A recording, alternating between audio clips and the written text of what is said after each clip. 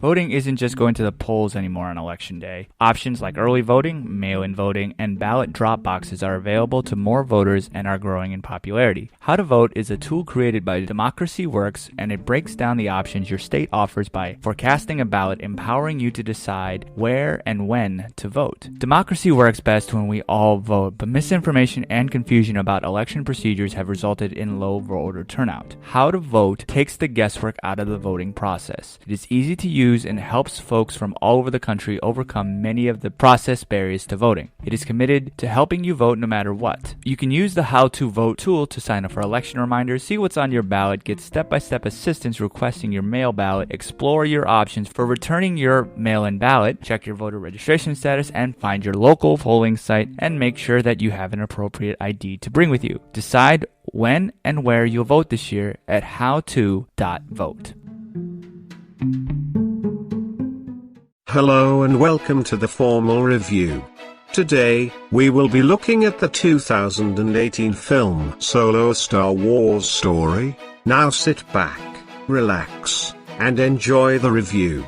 Hey everyone, welcome back. As always, there'll be some spoilers, but I'm going to try to keep it as vague as possible for those who are listening who haven't seen the film, because I do not want to ruin it for you. As always, I do recommend going to see the film before listening to my review, then you come back and listen to what I have to say about it. Solo: A Star Wars Story, or also known as Solo, is a space western film based on, obviously, the Star Wars character Han Solo. It is directed by Ron Howard. It takes place 10 years prior to Episode 4, A New Hope, and it looks at the adventures of Han Solo and Chewbacca early on in their careers. They try to do a heist, and they eventually meet a young Lando Calrissian. This film stars Alden Ehrenreich, I think is how you pronounce it, Woody Harrelson, Emilia Clarke, Donald Glover, Thandie Newton, Phoebe Waller-Bridge, Joonas Suotamo, and Paul Bettany. Ehrenreich plays Han Solo, and Donald Glover plays the young Lando Calrissian.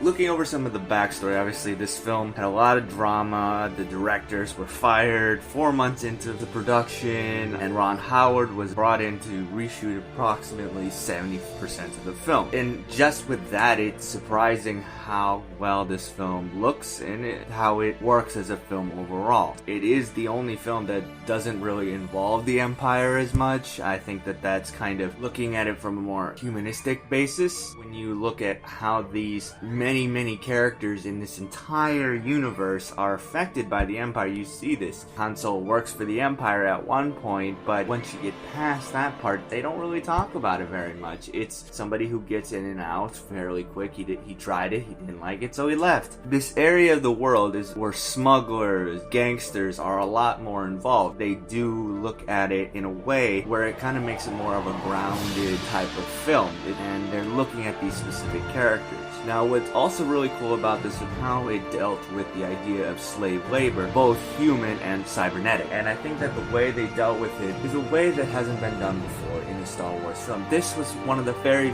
first films that kind of really tried to show a movement past it and trying to recognizing the fact that, yeah, this is a negative thing. We shouldn't be doing this. This is where you get to meet the young Han and his childhood friend Kira, who is played by Emilia Clarke. And they're simple kids. I mean, they're just trying to get off the stars and live free. I mean, that's a concept that's simple, but it works when you apply it to the overall environment that this film is taking place in. This film also has to then tie in who Han Solo is. I mean, there's a lot of things we already know about him. We know that he became friends with Chewbacca when they crossed paths with Lando, and we know how Han got the Millennium Falcon from Lando. With that, there are certain things that they have to, while creating a new story, they also have to check these boxes off essentially, and I think that it does a fairly decent job at connecting these aspects of Han Solo's background in a fairly entertaining way. And they bring in this new character called Tobias Beckett, played by Harrelson, and his crew, mentoring Han and trying him to teach him some really hard lessons. Then it becomes this kind of heist film because they end up working for a crime boss named Dryden Voss, played by Paul Bettany. Essentially, they have to steal this really valuable chemical that is explosive, travel across this pathway in a way that no one has ever done in less than 12 parsecs, when we know that Han did it in 12 parsecs. This is is kind of a spoiler thing, but it's not really one because we already know it. And within this film, that's pretty much the kind of the spoilers. You're not really getting anything new regarding the film as a whole. It's kind of just a filler film in that anything that's, I guess, a big twist and turn isn't really that significant in a way that